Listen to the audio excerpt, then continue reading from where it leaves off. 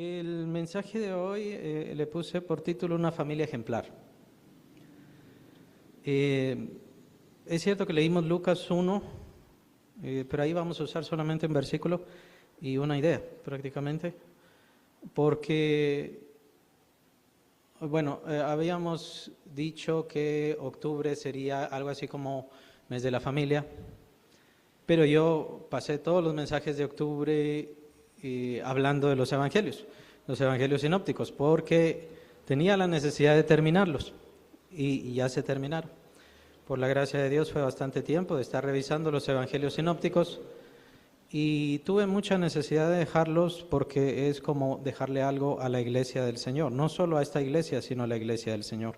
Y se revisó todos los 3 evangelios sinópticos. Pero por esa razón no pude dar ningún mensaje sobre la familia, sobre el hogar. Eso quiere decir que es de ahora en adelante que vamos a ver todo esto. Pero siendo que estamos entrando ya a la verdadera época navideña, porque en noviembre pareciera que ya empezamos a celebrar la Navidad, nosotros ya compramos los regalos en noviembre, entonces esta es la verdadera época navideña, estamos entrando a diciembre. Entonces vamos a hablar de la familia y vamos a hablar de la Navidad. La Navidad es una celebración de iglesia, así lo entiendo yo, así lo veo yo y así lo muestro. Es una celebración de iglesia. Cada iglesia es libre de celebrarla o de no celebrarla, lo veo así. Por supuesto, estoy seguro que muchos han visto, no, la Navidad es paganismo y todo lo demás, es del diablo. Sí hay mucho paganismo, ciertamente se ha añadido muchísimo paganismo y es ahí donde nosotros entramos a enseñar el verdadero significado de la Navidad. Estas cosas no corresponden a los servicios navideños o a lo que tenga que ver con el Señor. Una de esas cosas es muy importante en este día, en este país, el día 7 se celebra la quema del diablo, ¿no? Así le dicen, la crema de Satanás. No es por esa razón que vinieron las hermanas de rojo.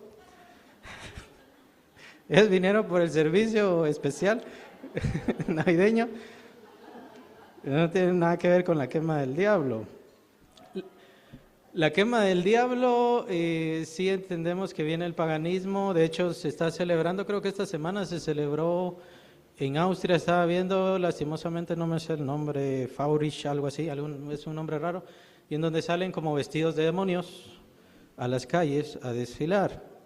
Y la idea es que, bueno, como la religión siempre une todo esto, entonces unieron esa celebración pagana, la unieron con la Navidad, con el cristianismo, y que son los colaboradores de Santa Claus, dicen ellos.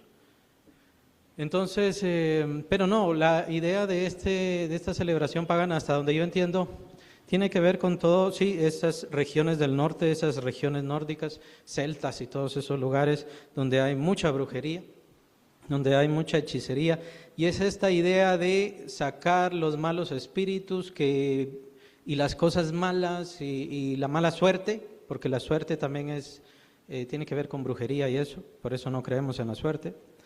Y sacar lo malo y quemarlo para que no empecemos un año nuevo con malas vibras, con malas ideas, con malas influencias, y qué mayor mala influencia que la del mismo Satanás, ¿no? Entonces, es así, tipo de celebraciones sí se dan, y entiendo yo que es a causa de esto porque hay mucho parecido en toda esta supuesta celebración de quema del diablo.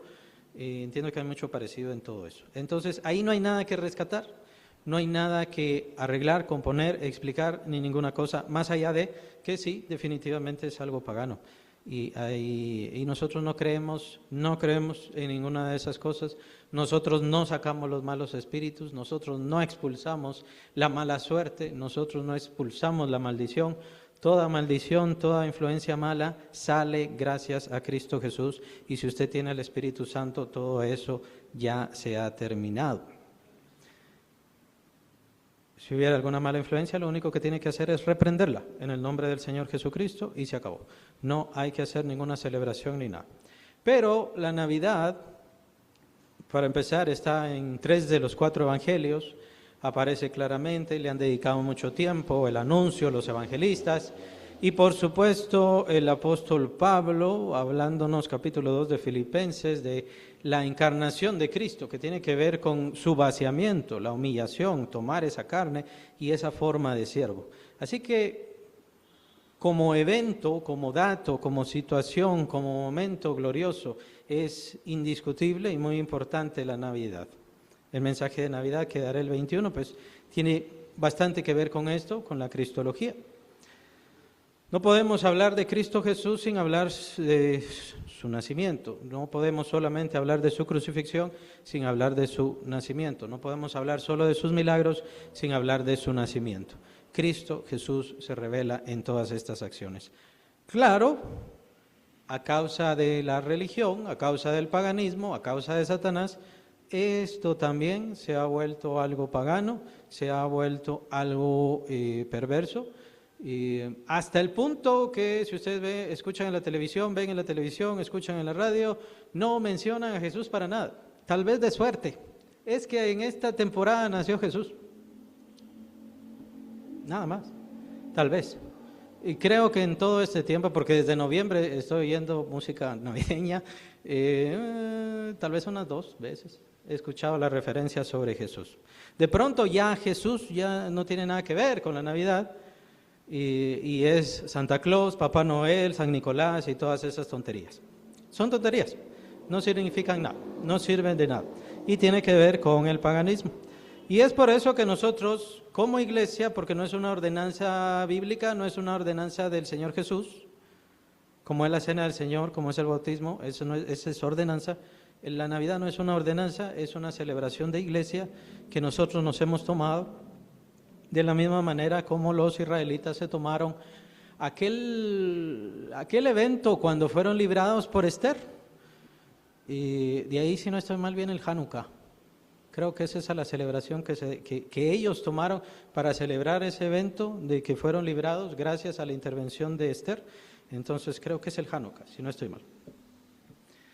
El punto es que nosotros lo tomaríamos de la misma forma. Celebramos al Señor, celebramos su venida, explicamos y sabemos que Jesús no nació el 25, el 24 no es Nochebuena, no tiene nada que ver, esos días no tienen nada que ver. Tendría que ver o tendría que ser por ahí por septiembre y octubre. Pero imagínense, ahorita ya nos vemos raros celebrando Navidades de noviembre, ¿no? Imagínense celebrarla desde septiembre, desde octubre. Solo en Venezuela están haciendo eso. Entonces esa es la razón y esa es la explicación. Celebramos la Navidad porque es la venida de nuestro Salvador. Damos regalos porque nuestro Salvador es el regalo máximo, el regalo sublime, el regalo supremo. Y si quiere, sería bueno y es momento de explicarle. Explíquele a sus familiares, obviamente quienes no conocen a Cristo. Yo te doy un regalo ahora, pero ¿sabes quién te dio un regalo más perfecto? ¿Y quién te ofrece ese regalo más maravilloso? Es Dios, quien entrega a su Hijo Jesucristo y lo celebramos en este tiempo. Esta es la temporada para celebrar eso maravilloso. Ve al mundo. El mundo no quiere hablar nada de Cristo, pero Él es el verdadero regalo de Dios al mundo. Si reciben ese regalo, reciben la salvación, reciben la vida eterna, reciben a Dios y tienen una relación plena y perfecta con Dios. Por eso es que también usamos estos eventos, estos tiempos, los usamos para evangelizar. Pero en este evento existen otros personajes. Existen otros personajes muy especiales, muy importantes, muy valiosos, y esos son los padres de Jesús. Los padres de Jesús fueron seres singulares y formaron una familia muy especial. Una familia ejemplar, una familia con mucha dicha. Una familia que fue el reposo, el lugar de crianza, la cuna precisamente del Hijo de Dios, para que viniera a reposar el Hijo de Dios. ¿Qué características tenían ellos? ¿Cuáles eran los detalles que ellos tenían como padres? ¿Cuáles eran los detalles que ellos tenían como padres que los hacían tan especiales que fueron elegidos por Dios? para poder recibir al Hijo de Dios y ser los protectores de este santo ser. Eso es lo que vamos a ver hoy. Apenas 3. Quisiéramos más o quisiera yo más, pero no hay tanta evidencia en los evangelios o no hay tantas cosas que podamos encontrar. Pero solamente vamos a ver 3 en este momento. Y la primera la vemos en este pasaje de Lucas que acabamos de leer. Lucas capítulo 1, del versículo 35 al 38. Es el anuncio del nacimiento de Jesús. No vamos a ver todo el anuncio, son unos versículos anteriores, pero porque me quiero centrar en este 38. Versículo 35 dice, respondiendo el ángel le dijo, el Espíritu Santo vendrá sobre ti y el poder del Altísimo te cubrirá con su sombra, por lo cual también el santo ser que nacerá será llamado Hijo de Dios. Y he aquí, tu pariente Elizabeth, ella también ha concebido hijo en su vejez, y este es el 6º mes para ella, la que llamaban estéril, porque nada hay imposible para Dios, porque nada hay imposible para Dios. Esas son palabras que hay que memorizar, son frases que hay que tener siempre en nuestro corazón, son palabras de un ángel que conoce muy bien el poder de Dios, que ve constantemente el rostro de Dios, y sí, ciertamente no hay nada imposible para Dios. Versículo 38, esta es la respuesta de María. María, ¿cuántos años tenía en ese momento? Aproximadamente unos 15 años, 16 años, más o menos. En aquel entonces no era tanto como en estos tiempos. Pero veamos la respuesta. Entonces María dijo, he aquí la sierva del Señor, hágase conmigo conforme a tu palabra. He aquí la sierva del Señor, hágase conmigo conforme a tu palabra. Y el ángel se fue de su presencia. ¿Por qué es tan importante esta palabra? ¿Por qué es tan importante esta respuesta de María? ¿Será que sabía María que más adelante le dirían prostituta? ¿A causa de esto? Y lo dicen los judíos, lo dicen en el Talmud, en este su libro supuestamente santo. Jesús ven pantera, dice ahí. Jesús ven pantera, quiere decir Jesús hijo de una prostituta. El honor de María se expondría y ante muchos ojos el honor de María estaría totalmente arruinado. Bajo la voluntad de Dios, bajo el deseo de Dios, bajo el propósito de Dios, bajo la buena voluntad de Dios. ¿Y por qué no vamos un poco más lejos? María más adelante, y eso lo vemos todavía ahora, creo que ya viene el 12, donde viene un momento de adoración, especialmente allá en un país arribita, en México, viene la celebración de la Virgen. Aquí también se celebra, pero no como allá. María sería expuesta como diosa, usada como diosa, como madre de Dios, ya lo sabemos, conocemos muy bien esa frase. Muchas veces hacer la voluntad de Dios no quiere decir algo agradable para nosotros, algo que no nos hiera, algo que no nos irrite. ¿Qué creen que prefiere María? O si estuviera aquí María presente, ¿qué creen que le caería peor? ¿Que le digan prostituta o que le digan diosa? Y que le quiten el honor y gloria a su Hijo amado.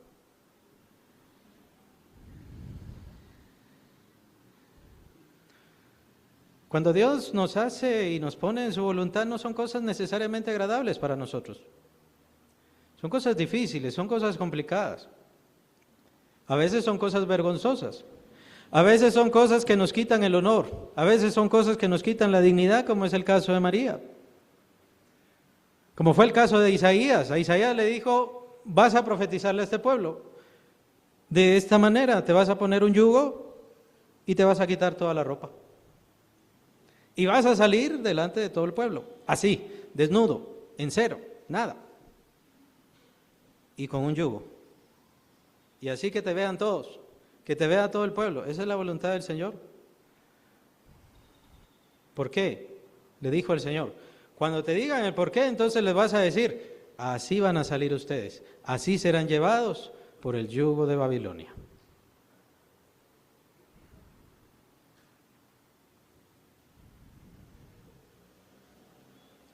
Pero ¿por qué esta característica es parte de una familia ejemplar? Es cierto que aquí lo estamos aplicando a María, pero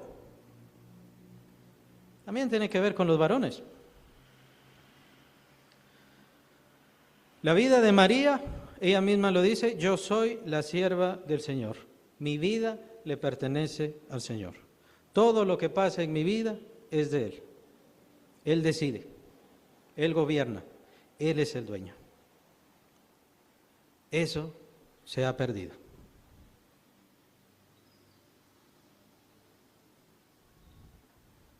De pronto resulta que mi hogar es mío, mi familia es mía, mi matrimonio es mío. No, es de Él. Él decidió. Y aunque no tenga estas cosas, de todas maneras su vida es de Él. ¿Qué ha pasado? ¿Cuál era la diferencia con María? La diferencia con María y con las generaciones actuales, en donde pareciera que Dios es el sirviente y que viene a servir a las familias, cuando no son las familias, y ese es el verdadero sentido bíblico, el verdadero sentido divino, las familias son las que tienen que servir a Dios. ¿Por qué estaban los hijos de Noé? Y eso que ya estaban casados, tenían a sus esposas. ¿Por qué los hijos de Noé estaban ahí también construyendo el arca? Dios no les habló a ellos, Dios no los llamó a ellos. ¿Por qué estaban ahí construyendo el arca? ¿Por qué lograron entrar? ¿Por qué fueron salvos? Porque Noé, el patriarca, los metió, los integró, les habló constantemente.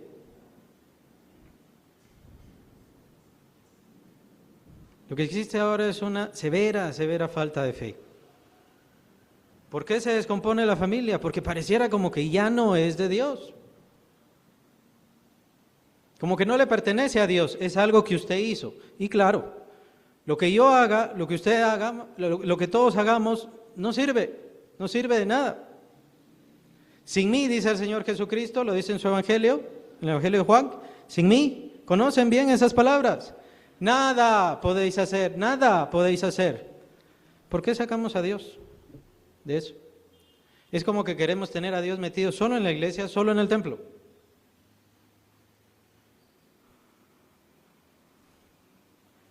A consecuencia de estas cosas es que es bien fácil que más adelante ya venga, bueno, yo decido divorciarme, yo decido separarme, yo decido esto, yo decido aquello. Es que desde el principio no empezó. Desde el principio no tomó a su familia y la hizo propiedad de Dios. Desde el principio no tomó sus posesiones, su vida, su carrera, su trabajo y decir y creer, esto le pertenece a Dios. Lo que yo pueda hacer se va a arruinar, lo que usted pueda hacer se va a arruinar. Y hay muchos que empiezan así. No, que se haga la voluntad de Dios en mi vida. Yo estoy sirviendo al Señor, sea cual sea mi vida, sea con lo que sea que tenga. Estoy sirviendo al Señor. Claro, no tenemos un llamado como el de María, recibir al Hijo de Dios. No tenemos ese llamado como el de José, educar al Hijo de Dios. Pero sí hay propósitos de Dios para nuestras vidas. ¿O no lo cree? ¿O no lo considera? Claro, a veces cuando no creemos así es por eso que empezamos mal. O es por eso que seguimos mal. Señor, compón esto. Señor, arregla esto. Como que fuera magia. Pero el Señor nos ha entregado un propósito. De principio a fin nos ha entregado un llamado. Usted está construyendo algo que va a rendir honra y gloria a Dios. ¿O no lo cree? ¿No es así? Entonces no es una familia bíblica la que usted está construyendo. No es una vida bíblica y verdaderamente de Dios, la que usted está haciendo. Puede ser que más adelante le pida al Señor, sáname, dame esto, bendíceme aquí, y el Señor le bendice, pero es que lo que está haciendo es llamarle. Tienes que entender. Y tienes que hacer las cosas como yo digo. Tienes que hacer las cosas como yo quiero.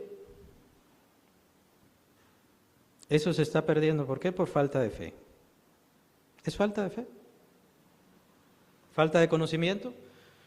La falta de conocimiento pues obviamente produce falta de fe. Y eso es lo que quisiera que abrazáramos ahora, hermanos. No se trata de que es predestinado aquel que está ahí enfrente porque, bueno, él está predicando, es un predestinado. Su vida es especial, su vida es importante. El mundo le va a decir que no. Claro, es lo que nos dice todo el tiempo. En el mundo solamente vamos a ver odio, angustia, maldades. Eso es todo, no vamos a ver nada más. Dejemos de aprender del mundo y dejemos de hacer las cosas que el mundo hace. Empecemos a hacer las cosas como Dios quiere que las hagamos. Y lo primero es el llamado. Dios le llamó desde la eternidad. Su llamado no fue hace 5 años, hace 1 año, hace 20 años. Su llamado fue desde la eternidad. En particular, de cada quien. ¿No lo cree? Por eso es que es importante cómo yo voy guiando, dirigiendo mi vida. Y no ni siquiera sea yo, sino que sea Dios quien dirige mi vida. No necesito señales. La señal es la fe. No necesito que me lo confirmen. La fe es lo que nos confirma.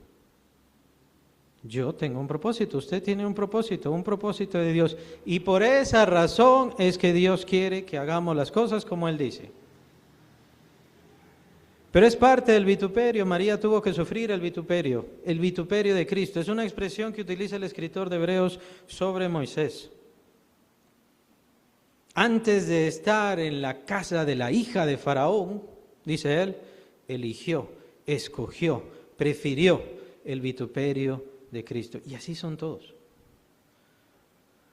Todos los siervos de Dios, todos los siervos, todos los que siguieron la voluntad de Dios, todos ellos sufrieron, padecieron, fueron señalados, fueron odiados, fueron dejados solos, fueron despreciados. Y eso es parte del vituperio de Cristo.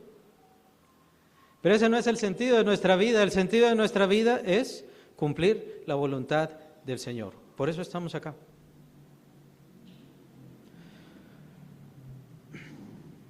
Hay muchos cristianos que les gusta cumplir la voluntad de Dios, pero no quieren meter a sus hijos. Hay muchos cristianos que les gusta cumplir y hacer y evangelizar y esforzarse, pero a sus hijos, que miren qué hacen. Por eso le recordaba a Noé, es muy importante.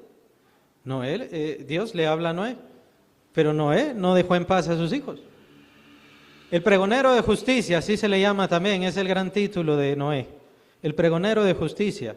No convirtió a nadie, convirtió a sus hijos y a las esposas de sus hijos.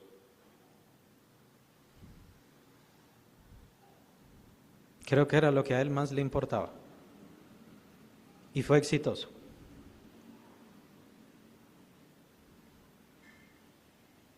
Y sí, es lo que le toca hacer a usted con respecto a sus hijos. Ser pregonero de justicia. Ser un instrumento de Dios. Ser usado por Dios. ¿Qué serán sus hijos? ¿En qué forma usará el Señor a sus hijos? ¿Está criando hijos especiales para Dios? Hace falta fe, entrega, confianza. Esta familia no es mía, esto es de Dios. A mí me gusta mucho esa expresión que hacen algunos cristianos. Este carro, este vehículo no es mío, esto es de Dios. Esto es lo que Dios me ha dado.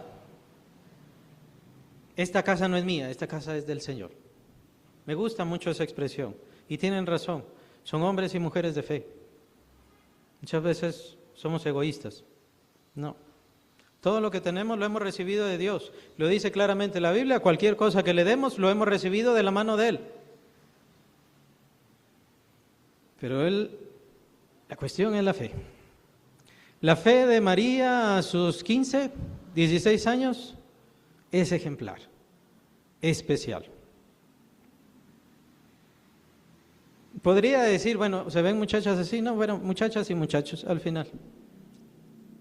Lastimosamente es muy difícil ver con esa fe, con esa seguridad, que Dios haga lo que quiera hacer de mi vida. La otra característica, esta es de José. Vamos a Mateo 1, del 18 al 20, y me importa más el 19. El nacimiento de Jesucristo fue así: estando desposada María, su madre, con José, antes que se juntasen, se halló que había concebido del Espíritu Santo. José, su marido, como era justo, no quería infamarla, quiso dejarla en secreto. Y pensando él en esto, he aquí, un ángel del Señor le apareció en sueños y le dijo: José, hijo de David, no temas recibir a María tu mujer, porque lo que en ella es engendrado el Espíritu Santo es. Un pasaje muy famoso, muy famoso. La gran pregunta es, ¿por qué José la quiso dejar en el versículo 19? O el principio de todo esto. ¿Por qué la quiso dejar?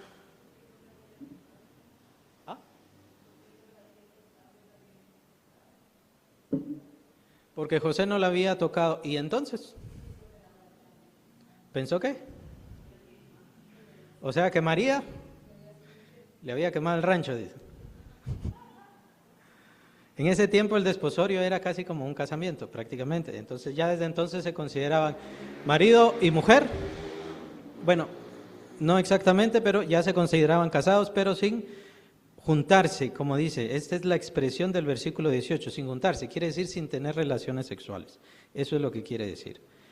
José estaba indignado. Vemos las frases y las palabras, pero no nos explican toda la postura de José. José estaba indignado. José estaba molesto. ¿Qué? El Espíritu Santo. No, hombre, ¿algún soldado? ¿Alguien más por ahí fue? Ahora, la actitud de José es muy importante. ¿Cuál fue la actitud de José en este momento en el cual él se sintió engañado, en el cual él se sintió que su esperanza de una vida, de un matrimonio, de un hogar feliz, había sido destruido? ¿Cuál fue la actitud? ¿Se recuerdan? Antes muchos señalaron a María como prostituta y no la conocían ni sabían nada de ella. Y por supuesto no tenían razón. Pero José sí la conocía. Y José sí se sintió indignado. Pero no le hizo daño. No quiso señalarla. No quiso destruir su honor. No quiso lastimarla. Eso es lo que se necesita en las familias ahora. No es una característica solamente de José, o no es una característica solamente para los varones, aunque de eso habla mucho la Biblia. La Biblia habla de los varones que consideren a sus esposas sabiendo que son vasos más frágiles. O sea, que no le puede dar una trompada, pues usted sí, varón. Entonces, siendo ella más frágil, tiene que considerarla, no le puede lastimar. Y así era José. El carácter de José era tan pleno, tan perfecto, que en su impropia molestia, vergüenza, dijo: no la voy a irritar, mejor la voy a dejar. Y al dejarla, secretamente, me voy a echar yo la culpa. Va a parecer que yo fui el indigno. Va a parecer que yo fui el que no quise ese hijo. Y entonces todos me van a señalar a mí. Es un carácter ejemplar, un carácter especial. ¿Sabe cuándo empieza a acabarse su matrimonio o cuándo se acaba su matrimonio? No es cuando ya firman los papeles de divorcio. Una de esas características es cuando se quitan el respeto, cuando se empiezan a lastimar. Otra forma del matrimonio muy interesante que aparece en la Biblia es que uno no se puede dañar a uno mismo. Entonces, ¿por qué va a dañar a la esposa? ¿Acaso uno se lastima a uno mismo? ¿Acaso uno se hiere a uno mismo? ¿Por qué va a lastimar a la esposa? Y es lo que vemos en muchos hogares. Se pierde el respeto, hay insultos, hay odio, ya ese hogar está destruido o destruyéndose.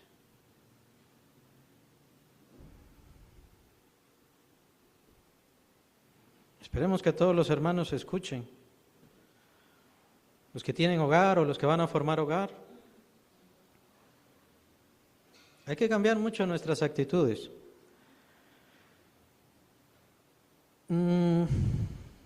La idea en el rechazo o en el lastimar a alguien es que no hace lo que yo quiero.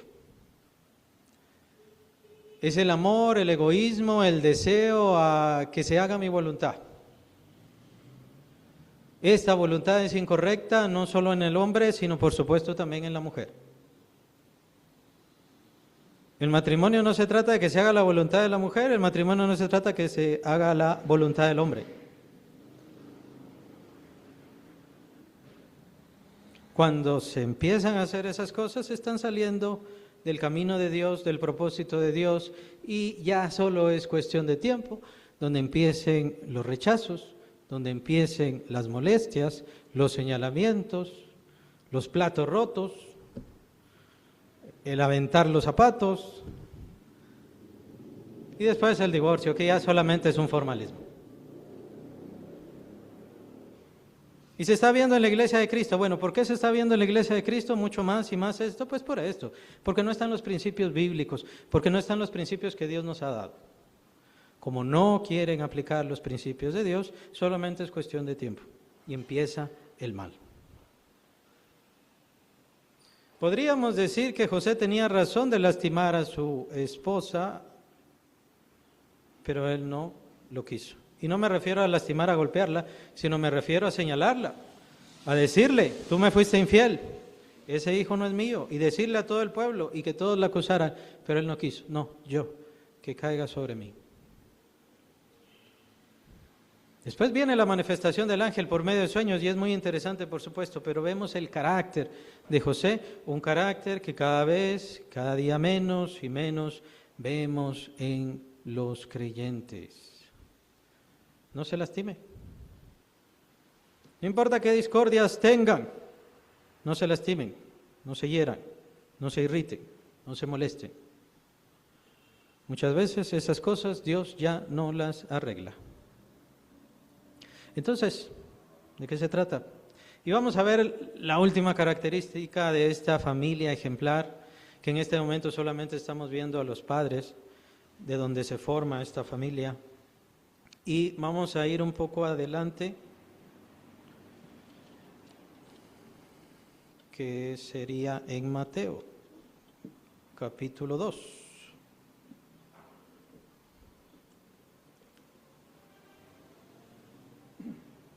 Mateo capítulo 2 del 13 al 15.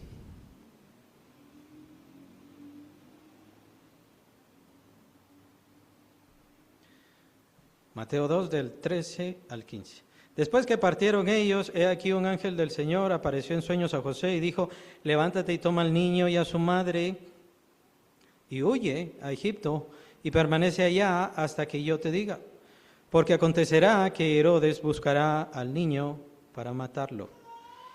Y él despertando tomó de noche al niño y a su madre y se fue a Egipto.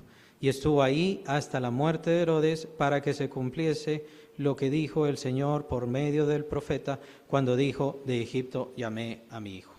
¿Qué sucedió acá? Esto es después de Navidad, después del nacimiento, después de la visita de los pastores, después de la visita de los magos de Oriente, de lo que se tratará el mensaje en 2 semanas. Después de todo eso, José recibe un sueño. Y el sueño era, sal huyendo porque quieren matar al niño. José se levanta, José despierta del sueño, toma al niño, toma a su mamá, o sea, a María, su esposa, y entonces se van a Egipto. Y la pregunta que quería hacerles, o un tanto confrontarles aquí, ¿quién estaba siguiendo a quién?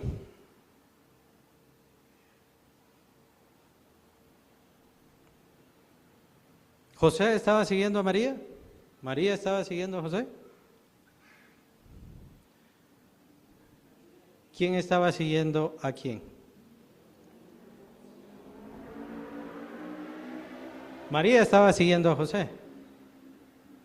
¿Será que eso quiere decir que como el varón es cabeza del hogar? Más o menos de ahí vienen esos pasajes. Como el varón es cabeza del hogar, la mujer es el corazón, dice. La mujer tiene que seguir a la cabeza del hogar. Ahí sí, ahí sí.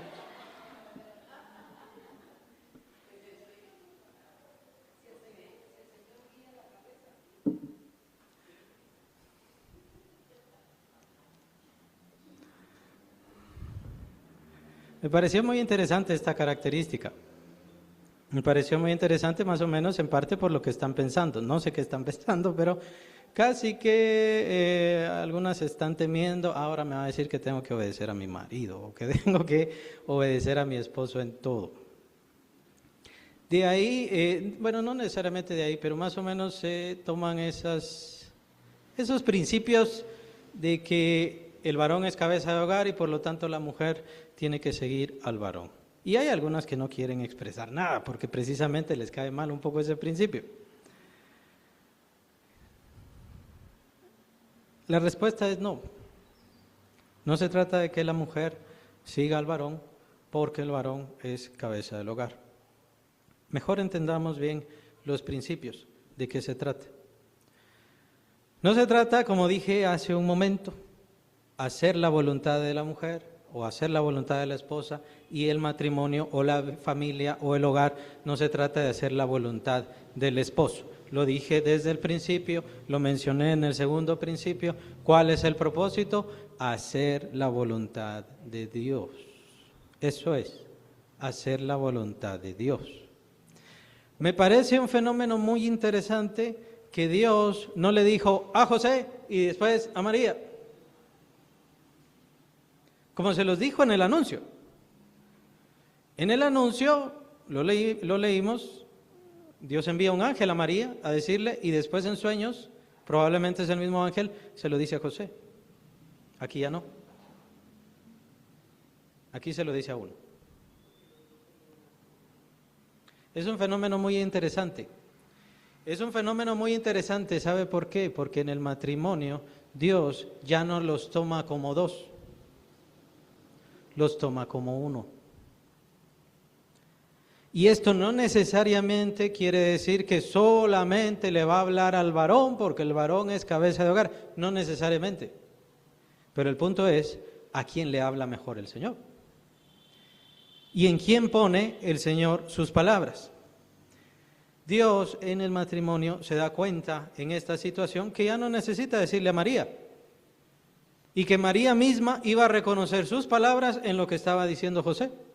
Estaban actuando como una unidad, y ese es el propósito del matrimonio. Aquí lo que estamos viendo es el círculo familiar, más exactamente el círculo matrimonial de forma perfecta. Dios da la orden, Dios dice qué se debe hacer, Dios es el que tiene la voluntad y el propósito, y Dios se lo va a mostrar de una o de otra forma por medio de su palabra.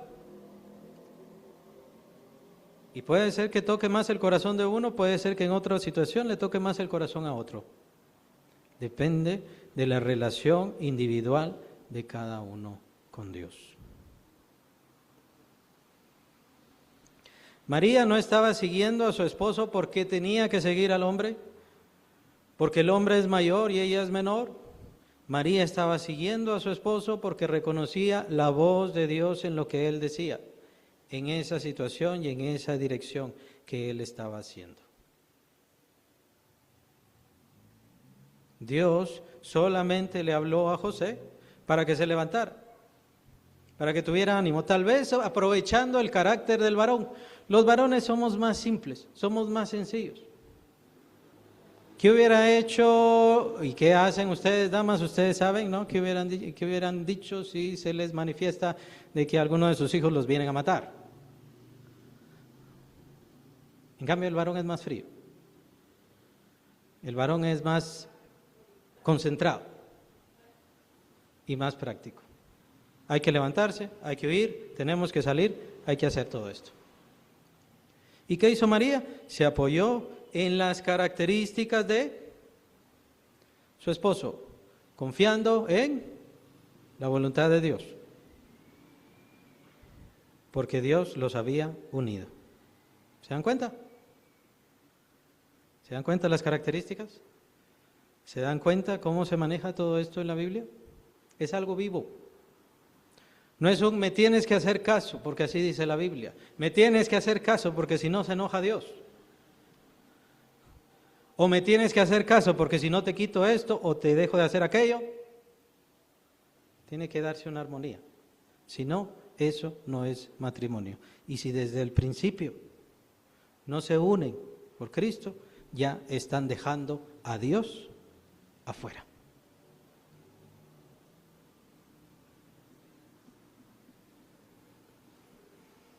Ya estaban funcionando como un matrimonio bíblico, ya estaban funcionando como un matrimonio espiritual. Y la pregunta, viendo todas estas características, ¿es usted así? ¿Es usted de esa manera? Si no, empiece a cambiar y empiece a tomar a Dios en cuenta por sobre todas las cosas. Acuérdese que usted está dejando hijos en este mundo,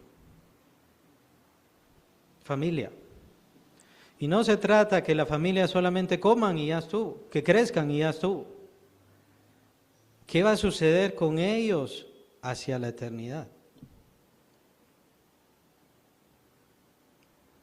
Hay que adquirir un sentido de fe no solo aquí, no solo en la iglesia. Hay que llevarlo a nuestra vida, a nuestra familia, a nuestro hogar.